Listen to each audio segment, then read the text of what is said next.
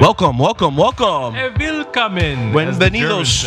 I hope your mind finds us in a free and entertaining place so that you can open your third eye and your second ear and your first ear. Gunshots. Brah, brah, brah. Make sure we in here. Brah. Shout out to your t-shirt. Oh, yeah. I got my Free Hugs t-shirt. Free Hugs. Find it on justdoitvegan.com. Please make sure you guys go and check that out. Yeah, you should check it out. It's pretty, it's up there. It's getting there. You're going to have a couple different styles, right? A couple options or whatever. But if you're into animals and you're into hugs, then buy the shirt. Free Hugs. I'm getting my double X. I'm going to squeeze right into that Yeah, guy. you gotta slide right in. I've gained some weight this year, so double X will feel good. Man. And then I'll wash it and I'll become an extra large. I've gained some weight this year, too. I can't see it. Just like a pound and a You half. always look the same.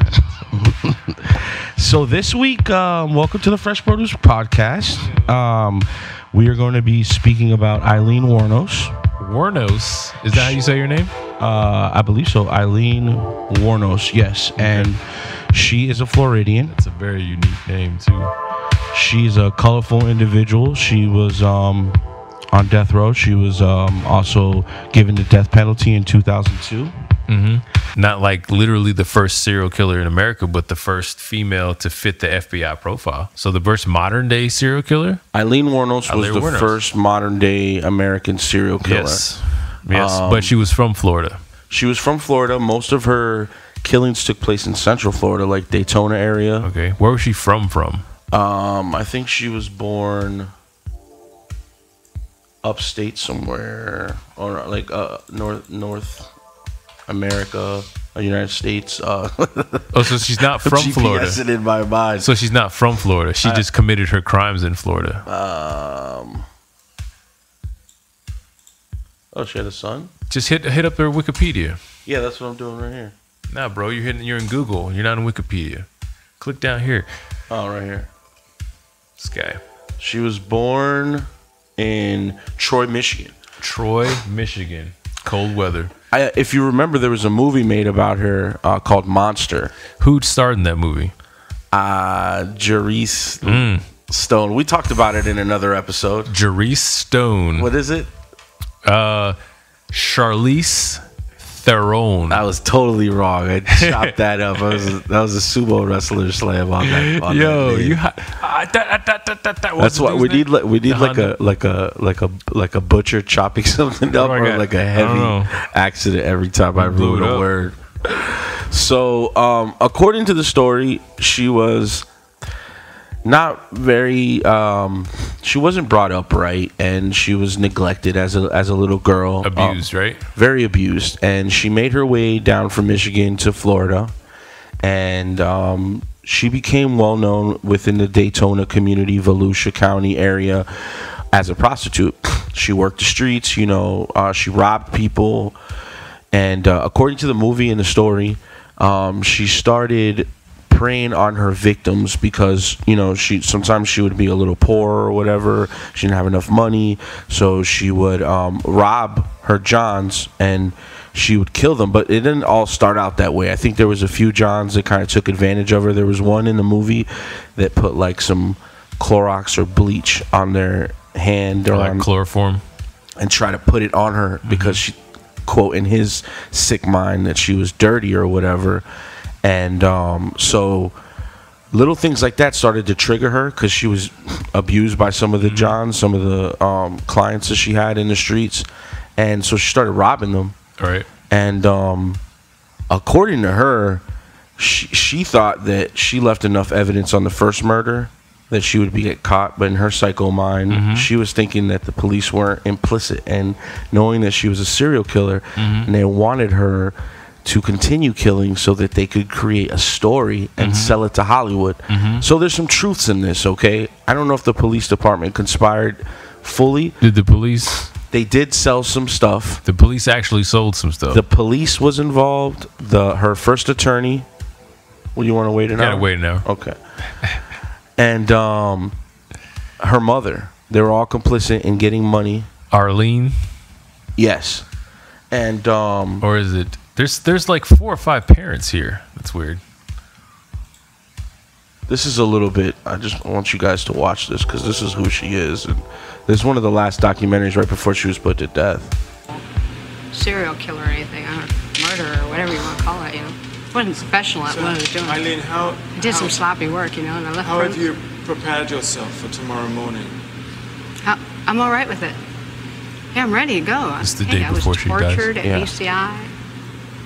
They had the intercom on in the room, and they kept lying that it wasn't on. Hold up, pause. And they were. What year? When was this? This is 2002. Okay, go. Using sonic pressure on my head since 1997. Sonic pressure. And every time I was Clearly, trying to write she's clearly experiencing some type of psychosis in order for her to like she's talking about. But is that she though? Feels like she's being programmed. I don't know. I mean, this could be true. There's sides to every story. You know, they did. I think she got convicted in early 90s, and then let's go down this rabbit hole. But I just want to make sure when she got arrested because I know the government has patents on television control devices, right? Yes, there are old ones from like back when television first started, right? So they send like microwave programming. I don't know if it's microwave. I think it's something else. But yeah, there's like a patent that Date. Yo, I love so that. She was arrested in 91, and then they killed. That's about right. That's about right. How long are you supposed to stay on death row before? Oh man, people stay on. They stay on for a really long. Some people stay on for a really long time, like decades. Yeah, they put her. I mean, she 2000. That's like almost 10 or 11 years, and they put her right to death. So I was saying if they put her to death quick, maybe there was some type of conspiracy behind it. I don't think the cops were fully complicit. And I mean, what would they get out of? She murdered a police officer, and then 6 other regular Johns. I think only 2 or 3 they could prove that really abused her. So, I mean, why would the government? You're saying the government, or you're saying Daytona police? Well, how would they get into the jails? I mean, once they arrest somebody, they get sent to jail. It's 2 different jurisdictions afterwards. I mean, is the correctional system and the local detective office, are they that complicit? It just seems like a lot of trouble to go through. Like you're saying, she's probably got some sort of not probably. She had some. You just said it. There'd be a lot of like why extra torture her? Like what would they get out of that? I think they had some kind of eye in the cell. I'm not sure, but every time I started writing something, it went up higher. So I'm thinking that she is the first American serial killer, so maybe it's a social experiment. Female serial killer. You're absolutely right. Maybe it's a social experiment. That's social experiment. To what end? Well, we know that the CIA and stuff have definitely given people acid and stuff. So I'm not saying the CIA involved in this case, but clearly the government is complicit in testing certain things, she is one of a kind as far as somebody that the first, right? Like you said, yeah. I mean, it's definitely open for possibility. Like we don't know for sure. Now, she's about to die in the morning. So what? That's the thing. What benefit is it to her to be lying right now? Is it just to stay to her story? No, I believe. I don't think she's lying. She believes. Yes, I don't think she's lying at all. Right. I think she's really mentally messed up. The TV or the mirror or something was rigged. They got a huge satellite on the compound. After they put the huge satellite on the compound, could have been either rigged to the TV set or the mirror. Yeah, homie's like, the electrician, when he put the mirror on the wall, he said, "Doesn't that look like a computer?" Doesn't the back of it, his face just say Florida? There's a lot of guys that look like that in Florida. No. I kind of can almost go. Hey man, you can. Yeah. Did that affect your mind? You got more hair on top. Did that affect your mind in some way? The sonic. It was crushing my head, and they were using sonic pressure. Continually. I should have wiped that. And when I had 3 meetings with Misspelling Conspiracy on it, every meeting I had, she. Yeah, man. So there was this documentary that they put together. She is. Congratulations, you are. Okay, out there. Let's go. Right. That's sad too, man, because most people don't start out like that. They get jacked up, man. They get abused and. She did a lot of drugs. You get that meth in you, or whatever, or the crack, or too much alcohol. Next thing you know, Meeting Dr. Legal, otherwise known as Steve. This is the Ocala Court House, where we were going to spend the next week. Oh, the Ocala Steve, Courthouse. the lawyer, had made no attempt to investigate the cop. So this is a lawsuit that's implicating the attorney and certain of her legal team. which attorney? Whose attorney? Aileen Wuornos' attorney. Who's the lawsuit brought up by? The state. Against the attorney. Yeah, well, I think it's actually some criminal offenses. So basically, this guy made a documentary about the. He pled guilty to all the murders and didn't even try and make a deal for lesser sentence. Aileen had no money to pay him, so Steve used the money obtained Steve is from her interview attorney. fees. This man in front of me is the state prosecutor who wants to execute Aileen immediately. This is the first time I've seen Steve for 11 years. So Steve is her attorney that basically, like he just said, made her plead guilty to all the murders, and they want to rush and basically, since she's already pled guilty and been charged and found guilty, they basically want to move ahead and try to execute her as soon as possible. But because he was complicit in taking some money, him, the attorney, and her mother, they feel like that maybe she got a bad representation. Yeah. So maybe there could be a mistrial and an appeal process. Okay, hold on. So he took money, possibly. $25,000. Allegedly. From this documentary guy, they bring him in to interview him and as a witness. Him being him? No, the gentleman that's walking around. Don't hit the button yet. Don't hit the button yet. Okay. So not allegedly, but actually. Yes, because he has. That's why they're bringing the documentary guy in as a witness, because he actually has the footage, and I'm going to show you the footage where they're paying him the money. Wow. Watch, you're going to see all this. So this is a crazy outfit and a crazy looking dude. He looks like Bob Ross's cousin. He looks like Bob Ross's cousin. Is that the jacket that matched that? Is that what he's wearing? Yes. He got the short sleeve joint with the tie. Then he's got the afro with the glasses with the old person thing around your neck. When you put it down, you just hold it right there. This guy's been to Burning Man, and he possibly went to the first Woodstock. I think he's still at Burning Man, and he didn't spend $1 of his $25,000 on his outfit. All right, cool. Her legal aid. Said my film got him run out of town. Wow. He is gangster looking. He's like, get out of my face. You made that documentary. What are you reading? Fuck you and your documentary. Don't talk to me. What? Don't talk to me. I gotta flip. You almost hit him. That was aggressive. Wow, man. That dude was definitely very special looking. And that's me judging. I shouldn't judge. But, wow. All rise, please. Circuit clerk back in session. So now they're going to put him up. He's going in. Because this is a different day. This is a different outfit. And he's still with like the short sleeve tie situation. I don't understand. Okay, wait. Mr. Broomfield. I should talk. In 1992.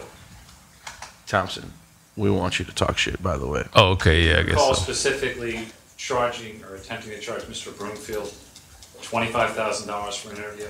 I didn't attempt to charge anybody anything.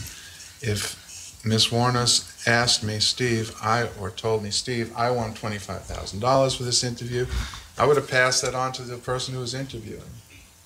But it's not my position to. See, this is what happens in Florida, because you have a lot of like backwoods attorneys that got their degree, and poor Wuornos got stuck with this guy. What's the guy's name again? The attorney? Yeah. Set fees. We didn't have a fee. Steve something. Steve. Will you admit that you were depicted on the movie, the selling of a serial killer, doing exactly that, trying to get $10,000 or I think $25,000 for an interview? I don't think there's any evidence that I tried to get $25,000 or anything.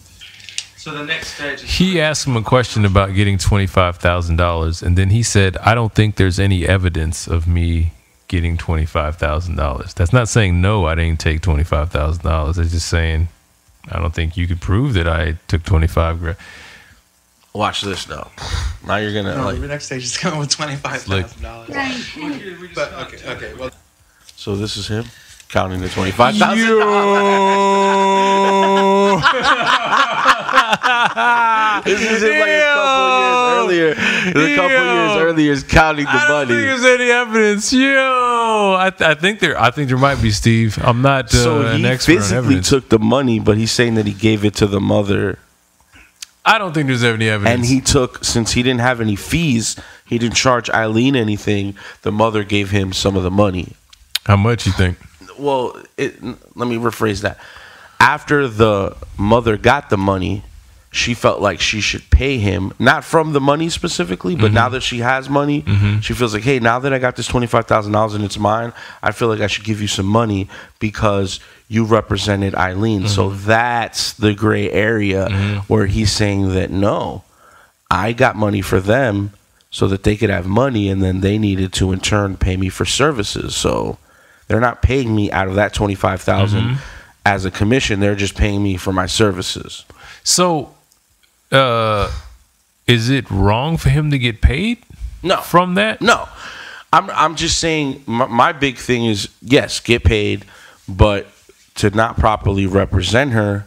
And I'm not saying she could have got away with 5 self-defense, but maybe because of the situation of, obviously she's mentally handicapped in some ways, where she's not, the average person is not saying that the government has or a the mind correctional facility bending machine. It's pressure in the head. So clearly, totally possible, by the way. Totally possible. Not saying it's not possible. I mean, why? They have a patent. Hey, can we look up the patent real quick on the side tangent? Yeah. On the side tangent note, there's some sort of old patent that the government had, conspiracy theory stuff, that has to do with mind control through television. So like television, television mind control government patent. Type that. Television. That's cool. Mind control. Right there. There it is. Television mind control. It auto populates. U.S. patent confirms human. Yeah, man. This is from February of 2018.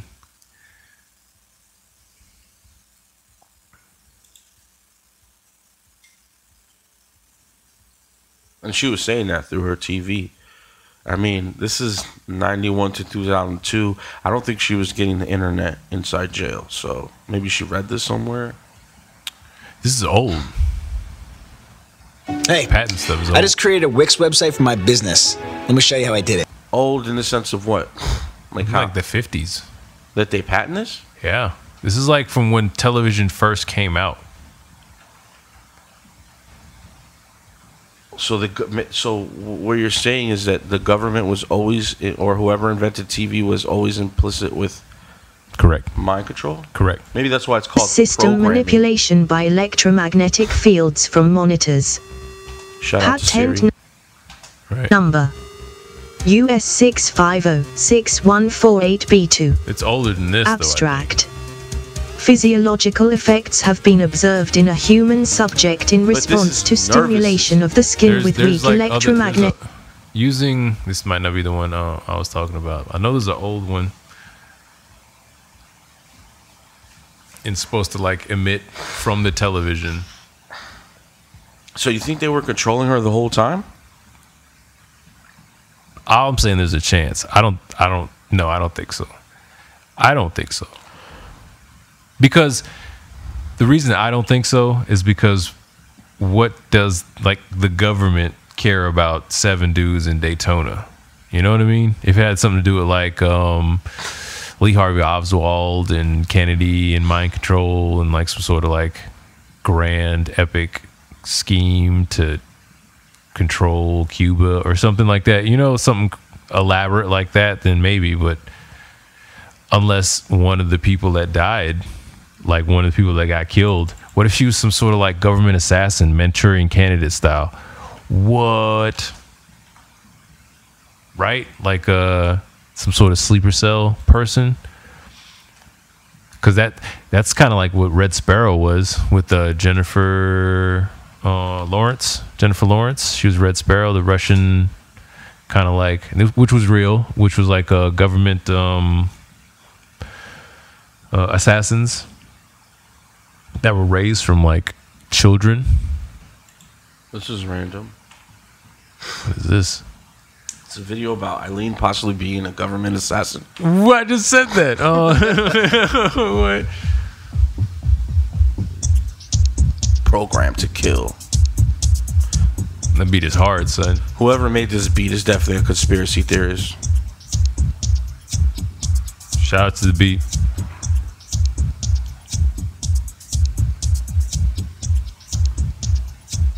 She got married when she was 15, huh? Her mom. Oh. Read that wrong. Ooh. Her father went to jail for the attempted rape of an 8-year-old boy. I mean, she was born into some weird stuff then. Yeah, man. That's some scarring. And after that, her mom left her. It's like, yo, your dad's raping 8-year-old boys, and now your mom doesn't want you.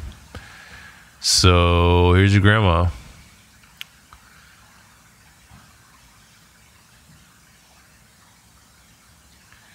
Wow, this video is really going at the grandparents. Tell you that.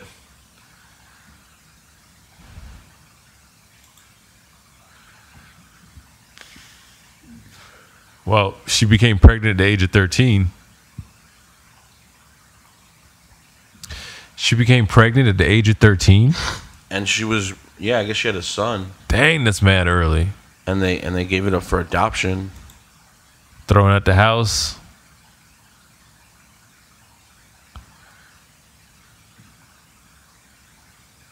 Wow. So she was part of, Yo, okay, hold on. How accurate is it? This is crazy. This person, whoever they put this together, where is this from? Holy crap. So after getting pregnant, hold on. So the dad of this woman married the mom, and 2 years after that got in trouble for an attempted rape of an 8-year-old boy. And then after that, the mom left her. So she lived with the grandparents, the same grandparents, according to this thing, that allowed the mother to marry the pedophile dude. So then after that, she got in trouble because she smoked a bunch of weed and did a bunch of... And she got pregnant at the age of 13. And then she hung around with, I don't know why local cross-dressing transvestite teen boy is like whatever in that. I don't think that has anything to do with anything. But they're hanging out in the woods. They're living in the woods. He's the chief. No, around the home of a local pedophile known as the chief. That's what I'm saying. They used to hang around with the chief. That's so crazy. This is a crazy story, dude. That's her and the petty. That's her and the chief? So she married the chief?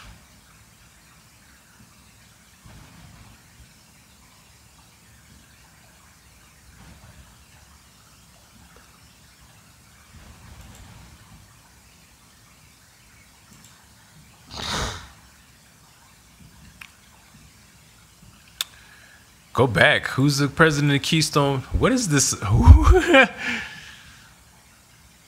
Intentional breeding of monarch slaves owned by wealthy. I heard about this. When I was younger. Monarch like butterflies? Yeah. Oh, I never analyzed it with the butterfly, but they say that that's a sign or a fairy. I was reading I seen a documentary about the Monarch Children. And they're usually like blonde-haired female and male kids. And supposedly... So female and male is... And what's the third option? Is there a third option? You said female and male kids? Yeah, just kids. I meant that they were kidnapping both sexes. Okay. And I don't know why they chose blondes, but I guess they're more susceptible to programming. And certain families would give up their kids because there were these type of kids, or sometimes the kids would grow up with some type of dysfunction and they would get left in a state institution, and then the state would give these kids to these people. And I mean, let's go on with this. And then the Monarch Children, and then so these Monarch Children are given to wealthy people as servants, and they're easy to manipulate. They're even easy to, like, most of them have characteristics of being schizophrenic, so they develop multi-personality, and they prey on the multi-personalities because they're able, since they have the disorder, they're able to create different individuals within one person. So you're saying these wealthy people would rather have a multi-personality disorder, a person with multi-personality disorder, because they can manipulate multiple people in one. It's more efficient to, like, break down a person. They can have, like, let's say we have a personality of like, this is my my sex slave, and then this is my secretary, and then this is my all in one. Yeah, and they program them differently. It's like more efficient. That's there's levels to that, dude. Yeah, let's finish this, and then I'm gonna watch. We'll see if we can find a video of the Monarch. But what was this thing about Jacksonville? I don't know. Hold on, let's switch and see what this is. Lou is Gratzfell as president of the Keystone Coral Company of Jacksonville, Florida. Louis Gratzfell, okay, is president. So let's see what it says in the next one. Now, if you hit this button, it'll go 5 seconds. You got to click. So, go back. All right. Go back. Yeah. Yeah, it just goes right. President Key. No, there was one in between before that. Right there. Just click there.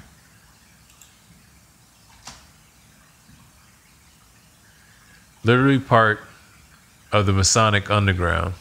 So I guess Keystone, this person is trying to say Keystone is part of the Masonic Underground. Around the time the Wuornos met Louis Gratzfell, Wuornos was living near Daytona Beach at a regular at Hell's Angels biker bar. So this guy used to come to the biker club? Doubt it, right? If a guy's got all that money, he's coming to a biker bar? I mean, maybe, because he wants to find those type of people. Right? If we're recruiting servants.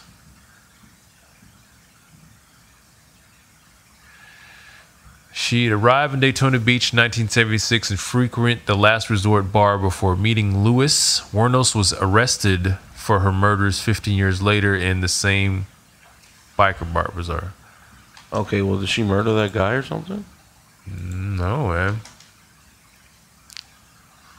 Aileen told her best friend that her boyfriend, a member of the Hells Angels, took her to a party where she was tied to a bed for 2 days and repeatedly raped. Is this true, though? Is she just saying that? She carried a gun and traveled extensively with a record for violence and gunplay for 18 years before being convicted of 7 murders in 1 year. So it's possible, if not probable, that she killed many more than 7 men.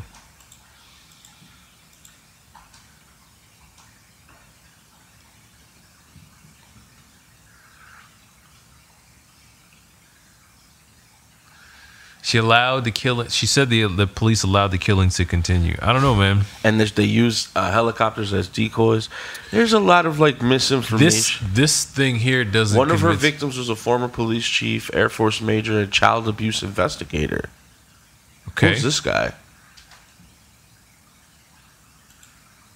One of her victims. Okay. I think we'd have to get, like, a list of the victims and do some sort of, like, research on it. But who is the chief? Because that's interesting. That guy was a top level guy, and I remember he was even for the Monarch thing. Well, in the movie, they made him out to look like a nice guy that was just getting some pussy on the side because his wife was in a wheelchair. Mm-hmm. So, Aileen Wuornos. You're not typing. You're not typing. Cop. Kildi? Man, you got some fucking spellings on you. Former police chief. Fifth victim. So who was the police chief? It's gonna say it in that top one. It's gonna tell you. If a prostitute kills a policeman, her days are numbered. Dick Humphreys. Huh. If a man kills a prostitute, it's unlikely the police will investigate. If a prostitute kills a policeman, her days are numbered, assuming prostitutes are women. See if there was any investigation of this guy. Dick Humphreys.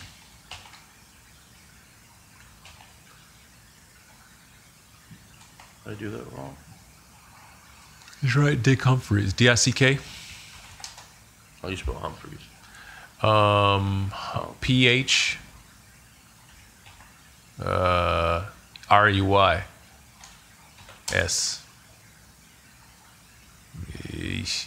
Humphrey Bogart. Oh, wait. That is some spelling happening, boy. Holy shit. Yeah, that might not be a YouTube thing. That might be more of like a Google thing. Let's put in like Aileen Wuornos' fifth victim, Dick Humphreys. Or just put in Aileen Wuornos' fifth victim. Yo, this is crazy. Her eyes are, man. Nothing scares me more than a crazy person. Crazy woman, too. Right here, Dick Humphreys. It is likely that her first murder was self-defense, but by this point, she was picking up victims. She shot Humphrey 7 times, suggesting that she was now enjoying the act of killing. One last man was to die before she was caught. What's all this up here? What did I do up here? I don't know, man. You're just hitting buttons at this point. All right. So, fifth victim. Fifth.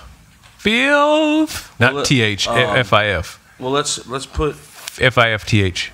Yeah, but let's see if he was involved. Filth.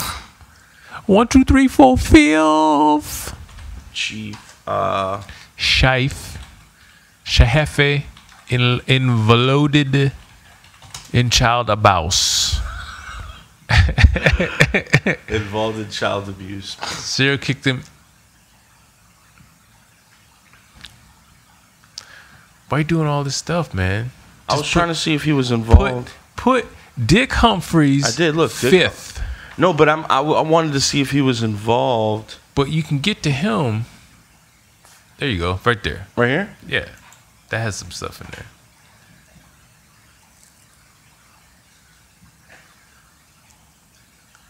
Florida is to engage in sex for pay and nude body. Keep going down. Right there.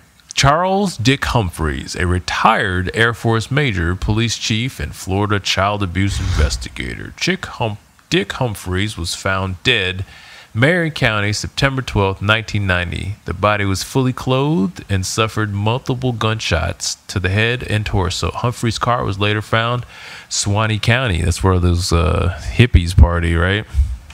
Suwannee Festival. Hippies party. That's funny. It doesn't say anything about that, but I would. Let's see if he's involved with the Monarch. Put Charles Dick Humphreys, right? What's right here, and then Monarch. Monarch. Nope. A-R-N-A-R-C-K. Go back. Not Monarch.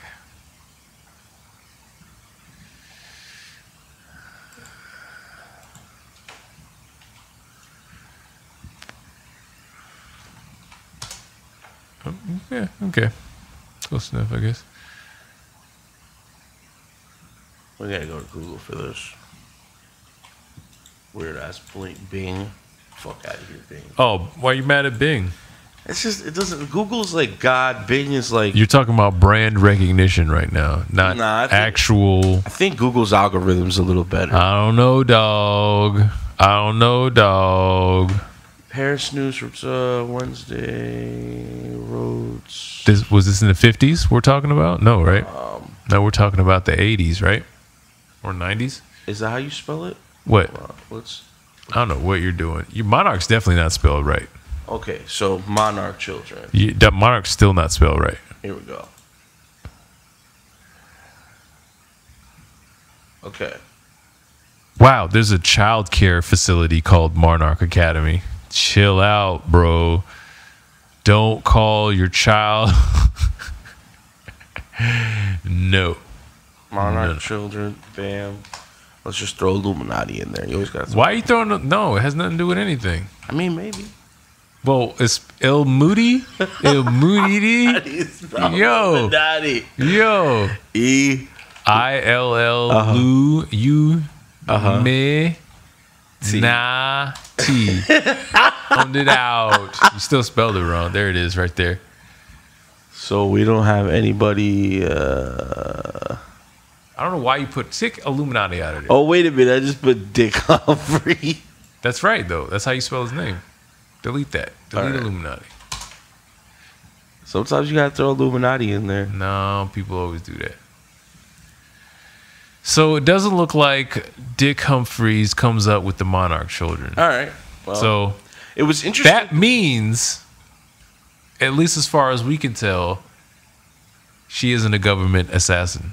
She's not a government assassin. She probably just had some sort of mental illness brought on by the excessive abuse and her father being a pedophile and her mother leaving her, and then all the LSD and drugs she did when she was 15. She had a best friend that was like a transgender weirdo. See, I can't get with you on that. I can't get with you on that. No, I don't mean like weirdo, like transgender people weirdo. But the point was that she lived out in the woods with somebody instead of like being in a house in like a consistent kind of situation. I wasn't trying to hang myself with the LGBT community. I just meant to say that she was raised amongst people. Bro, she had a kid when she was 13. That's what I'm saying. Holy all these crap. people, including her grandparents and parents, are influencing her. Smoke weed. Now she's going out to live out in the woods with some dude, some other teenager in the woods when she's 15, 16 years old, next to some dude named the Chief, the pedophile, the Chief pedophile or whatever. So I think that kind of lifestyle kind of just jacked her brain up really bad, and somehow she became really good at like killing her like, customers or whatever. Yeah, she would shoot them. She would just shoot them, and in her brain, she would kind of like rationalize what she was doing. Like, they're coming after me, they're bad people. And then even to the end, it's like the cops knew I was doing this, so it's partially their fault or their fault, Yeah, I think she even had a video towards the end of everything where she was like confessing that she did it all as like a robbery. She did it all as a robbery? What do you mean? Like she wasn't really like feeling threatened or anything? That she knew that she could get more money out of him, and she just wanted to silence the victim. Let's hear it directly from her mouth, because she's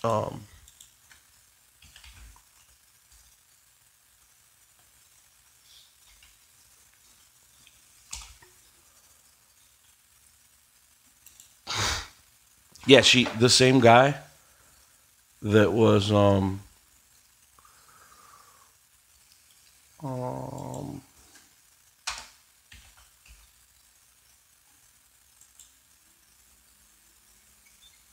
yeah, here we go.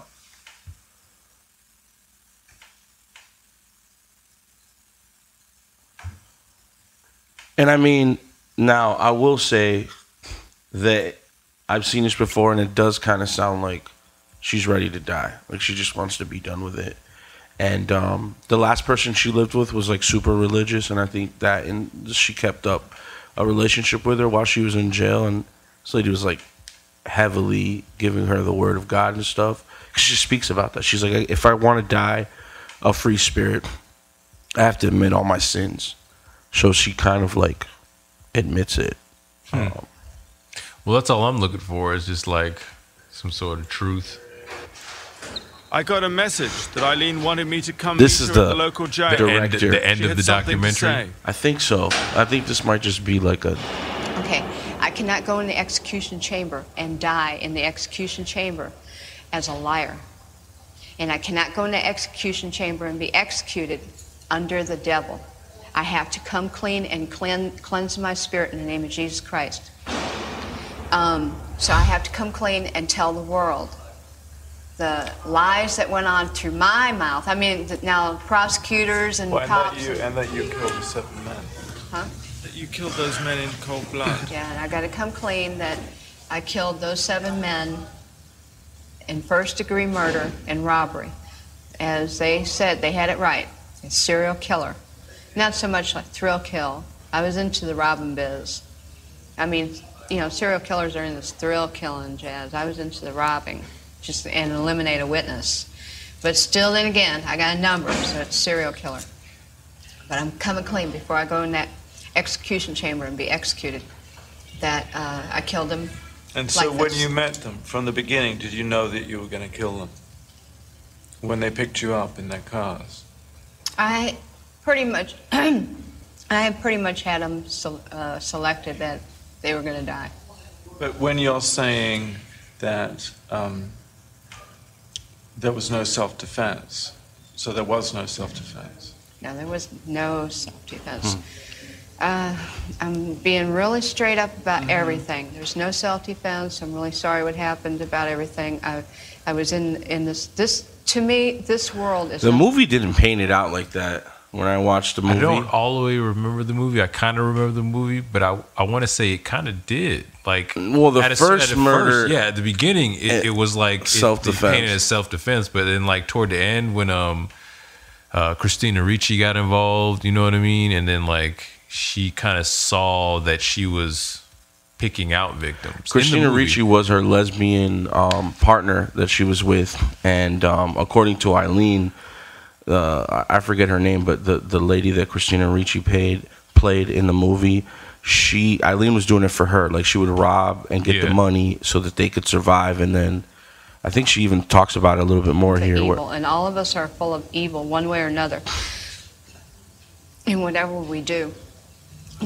We have evil in us, all of us do. And my evil would just happen to come out because of the circumstances of what I was doing. Hitchhiking, hooking, on the road. I was a homeless person all my life. And then the hitchhiking, hooking, I learned off the homelessness and cruising all over the United States of America and stuff. And so learning how to be a hooker as a hitchhiker. Right. Eventually got tiring. In the end, I carried the gun for protection, but then I got where I was getting a real problem, and our rent was due, $1,200 behind. Tyra was doing a lot of beer drinking and stuff. Tyra was time, so she was burning up the money I was making. I was making good, about $200-300 a day. That's where I'm confused. $200-300 a day. Dude, so in if 2000 and in 1991. 1991. This is 91. I thought this was. She got arrested in 91, so this is later though. This is 2000, but she got arrested in 91. The actual thing we saw earlier, when was that? This wasn't 2002. Yeah. So this is just like months later or weeks later. While he was shooting the whole documentary. Wow, man! So this really, like, think about how much of a switch it is from that other video we watched to this right here. Like, definitely bipolar. Wow, dude. But the thing is that if she was making money tricking, why would she kill people? What do you mean? She was making money selling herself. Right. Why would she cross over to the killing? If she just admitted that it was. She says it's not a thrill thing. She did it for robbery.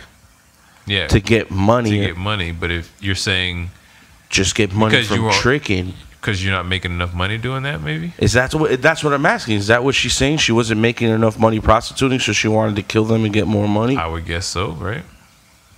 But then what? That's what I'm saying. Like, that's what drove her to kill people. To make money. To steal more money to survive. Because rent was high. Let's finish this. Hey, sometimes did she know what you were doing? Oh yeah, Ty always knew everything I was doing. So you were very close. Yeah, So is Ty complicit in some ways?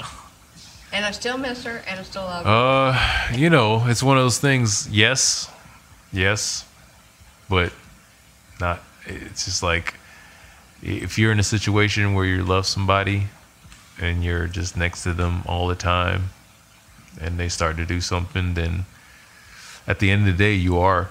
I don't know if I could turn in my girlfriend if I found out she was killing people. Right, and that makes you a good person, I think. Could you turn in your girlfriend? I don't think so. But if we get caught, then I'm involved. Well, the reason why Aileen got sent up is because they convinced her girlfriend to go and get a wiretap. Yeah, and you get, and they caught her on the phone confessing. And that's the right thing to do, right? In the law and all of that stuff. But, it's hard, man. It's hard. Emotions are like a weird thing, right? You don't know. But that's what I'm saying. If this is where we go back to the humanity thing of saying, like, if you could do that with an individual that you love and you have unconditional love for, but they did these heinous things, go further, like your son, right? I don't have a son, but I have a little brother that I'm 15 years older, so I can kind of it's not the same, but I couldn't turn in Danny, you know what I mean? I'd probably, no lie, I would probably go help him hide the body. I don't know those situations, but I know I love him that much. Mm-hmm. And if we treated everyone on earth that way, would we need the criminal system? Would it change? Would it evolve differently? No, you got to have the criminal system because you're not supposed to do that. I'm not supposed to do that for my So kids. It is wrong. Yeah, it is. That's what I'm saying. Like it is wrong. The right thing to do is to turn them in. Right, but they only feel that way because they're not attached. Imagine if humans had a psychological thing where you just felt the same way about everybody. Are you talking about the Borg?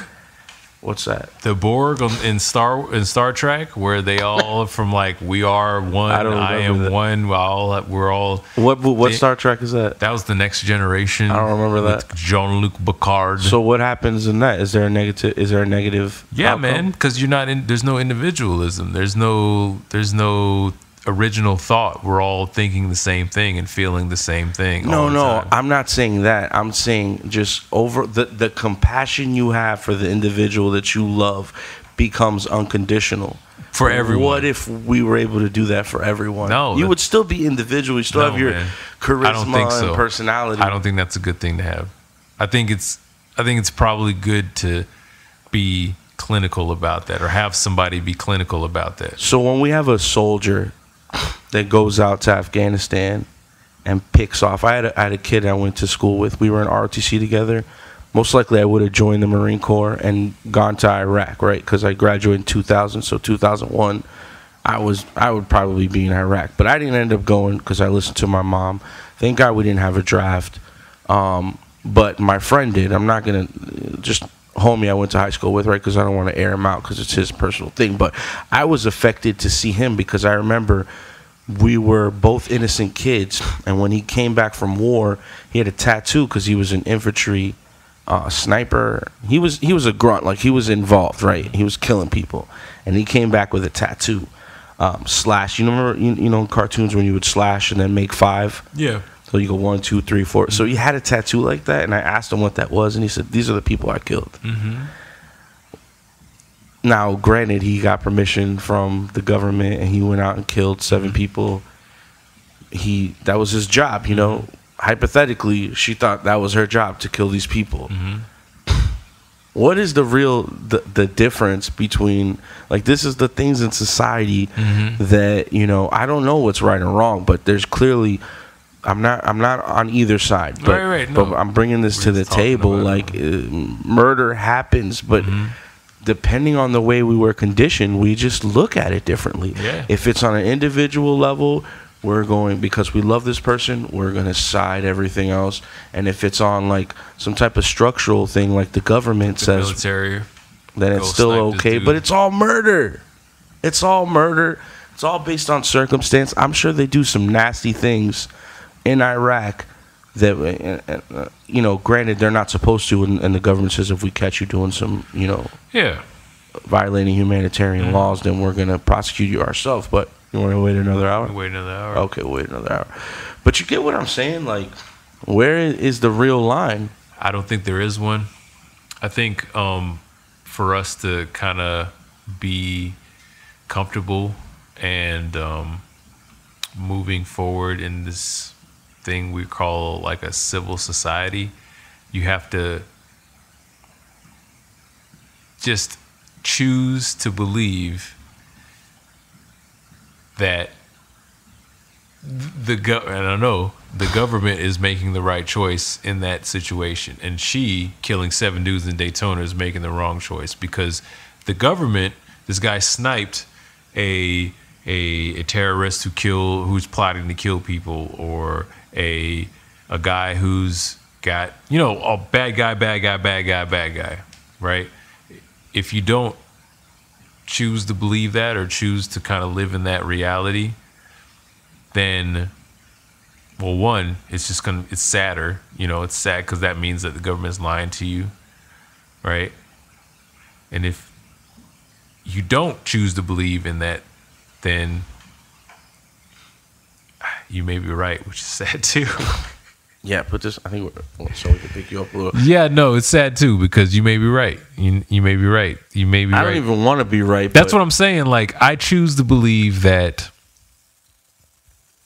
I think my mom and I were actually talking about this today, about choosing to believe that racism, this is a different topic, but choosing to believe that racism is getting better, even though we don't have any markers, strict evidence to you know, back that up, but choose to believe that the government is not killing the wrong people or telling your friend to kill the wrong people, and that this freaking bag of sugar donuts crazy lady over here is just having a psychotic break, and when she kills 7 random dudes, including some chief of police, that she's not, you know, she's not right, she's wrong, and it's better for her friend Tyra to turn her in, and it's better for me to turn my crazy girlfriend in, or for her to turn me in if I start killing people, you know. But the fact that your friend sniped 7 people, he didn't murder anybody, he saved a bunch of kids, or he saved, you know what I mean? Right. If you don't think it like, if you don't think of it like that, then I think it's just going to be more difficult to kind of live life. Goes back to, even though I may be wrong, even though you may be wrong, you know, even though maybe the government did have you kill a bunch of people that you weren't supposed to kill, maybe she was right. Maybe every person on that list was trying to kill her, or was about to do something terrible, because she was so close to pedophilia in her life. She knows what evil is, like Dexter. Wow. You know what I mean? Wow. She knows like she knows every person that she ran in contact with was doing crazy stuff, or, which I guess there's an argument to be made for that, because you're out getting a prostitute. You know what I mean? Yeah. Who knows?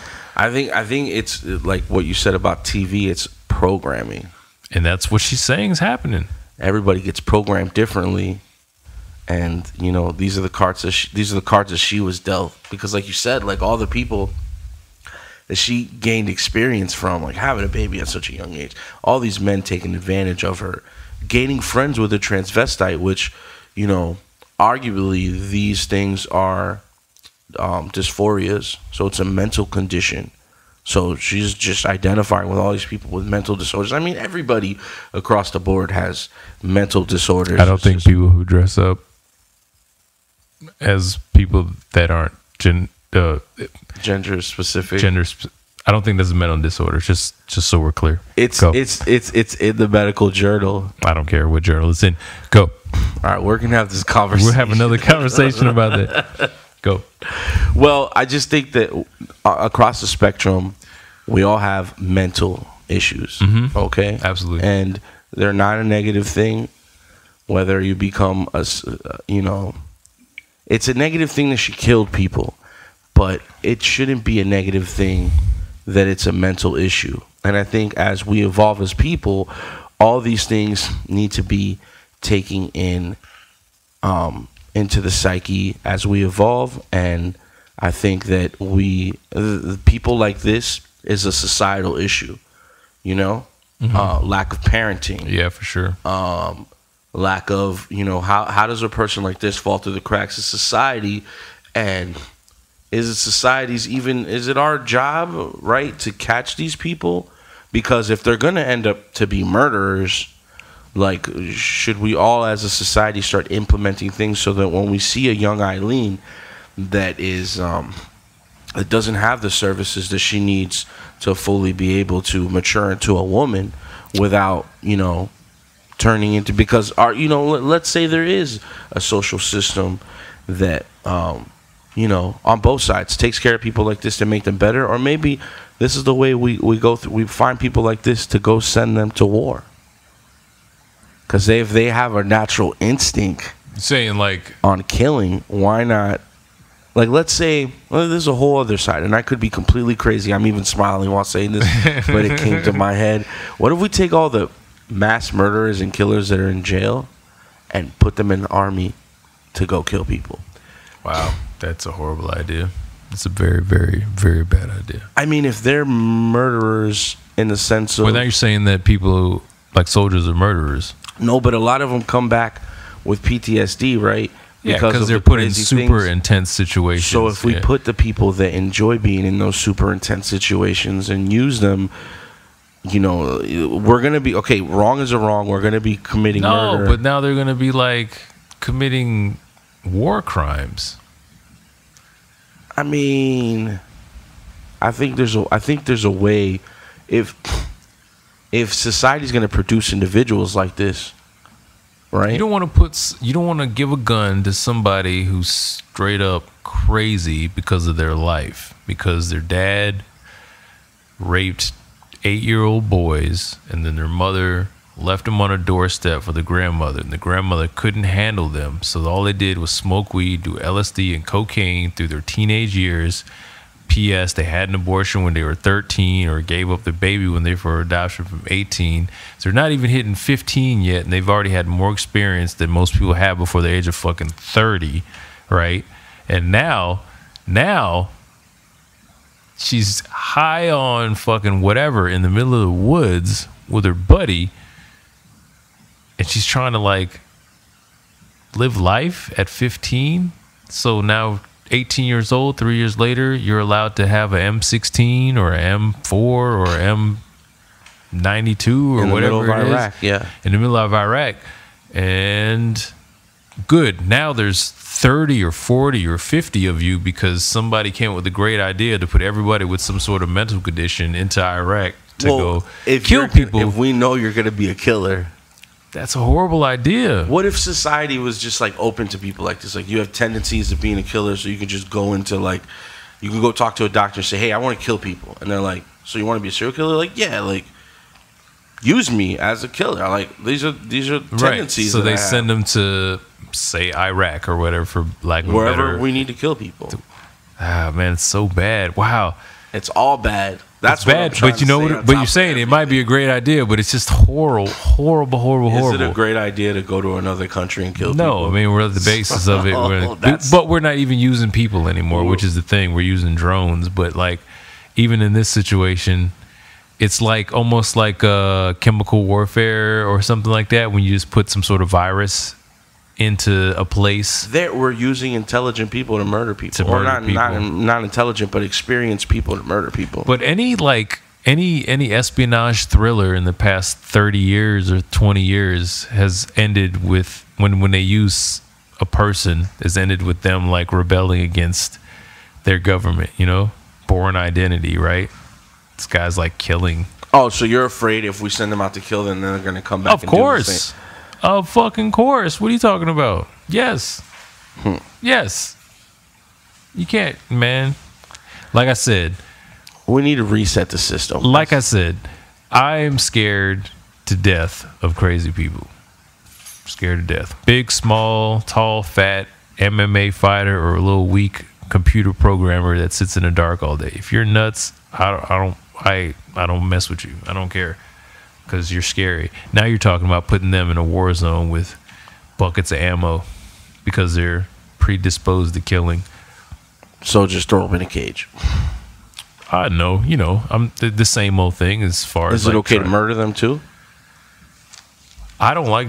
I'm actually not for the death penalty, personally, but not because I don't want to kill people, just because it's so finite and they don't. If somebody kills somebody I love, I don't want them to go away right away. I want them to hang around and suffer. You know what I mean?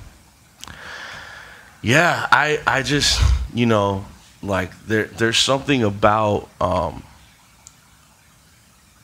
the way that the system is run that becomes very hypocritical.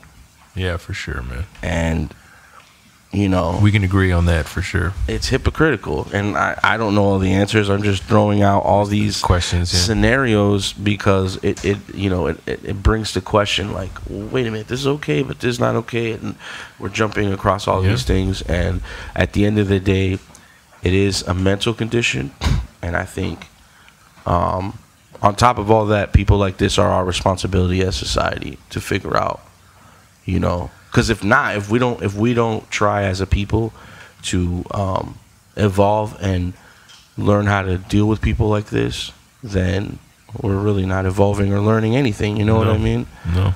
So what's going on now is not working, because if there wasn't, people like that would never exist. And it's unfortunate that she had to deal with just let down. And I think the only other serial killer, I think there's only one across the spectrum. There's always an issue with having a rough childhood. It's definitely. I've never heard of a serial killer who had a great childhood. Jeffrey Dahmer had it. I think we brought this up before, right? I don't know, man. I got to dig. We'll dig more into that. We'll dig more into that. He wasn't abused. Okay. He's like a spoiled brat. I don't have the tools to debate that, but come on, man. You gonna tell me he was all the way good his whole childhood, and then he just decided to eat people or whatever he did? There wasn't any let's both do the research, but according to what I've seen, there wasn't any major traumas. Yeah, his parents weren't beating him. They used to fight and stuff like that, and the father wrote a whole book trying to figure out exactly if what did he do to affect his son to become a killer. Mother, the same thing. The mother said, I would like to believe if I seen anything that I would go about helping and turning him in or whatever, not allowing it to happen. They could be lying to us. Well, I was about to say that, but they could be just saying that because there's some terrible folk, man. And they keep it all in terrible, like wife and husband duos. Do you think that people are naturally born like that? No. I think it's because of a condition. Yeah, it's their environment and the people around them. You know what I mean? It really is. What about if you're born with it and depending on your childhood, it increases it less or more? Yeah, for sure. You can exasperate it, make it worse. Like sociopaths. Yeah, you be a selfish, somehow self-involved kind of that personality trait where you just think about yourself and want to take selfies, but then your parents don't ever take selfies and don't ever think about themselves in that way they were going to see themselves. So you do it less, even if it's just because you feel weird that they're not doing it. You know what I mean? I feel like that.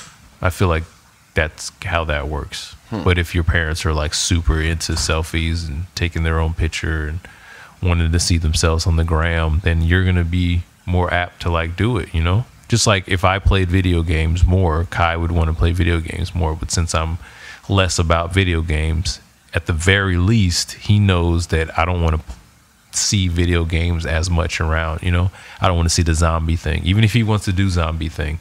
When I say zombie thing, I mean the video game. At least he does it less because he knows I don't like it as much. So that's environment, that's people you're around. Conditioning. Yeah. Well, another interesting story. Is another one? Yeah. It's we're at 103. Thank you for lending us your ears. I would hitting all the buttons. Yeah, I would like to hear what the audience feels about it. I don't think I've said that in the other episodes, but we definitely want people to interact. Like, I'm an idiot, you know. I try to get as much knowledge as I know, but I'm not saying I'm the all end all. These are just I don't think either one of us are. We're just kind of having this conversation about crazy Florida history and crazy Florida news, and trying to just kind of delve deeper into those stories, like Aileen Wuornos. In the words of the Florida band Leonard Skinner, I'm just a simple man. Is that right? I don't know. I'm not a Skinner fan necessarily. I want to say that's right. I know they're probably just murdered it, but if I'm right, I'm right. Wait, is that a band or is that a person? Leonard Skinner? It's a band. Okay. Yeah, we should do one about Leonard Skinner. It's an interesting band. They're from Jacksonville. Okay. Yeah, we should. And then I'll learn something. Yeah. Well, again, if you want to interact with us and send us some ideas for stories, reach us at Fresh Produce Florida Media. I believe you. I don't know if that's it or not. I don't know why I'm drawing a blank, but it's Fresh Produce Florida Media at gmail.com. Make sure you email us some cool ideas. Email it to us. Email it to us. We're going to be doing this all the time, always. Every week. These are interesting stories about Florida from two Floridian simple men. Yeah. So stay tuned.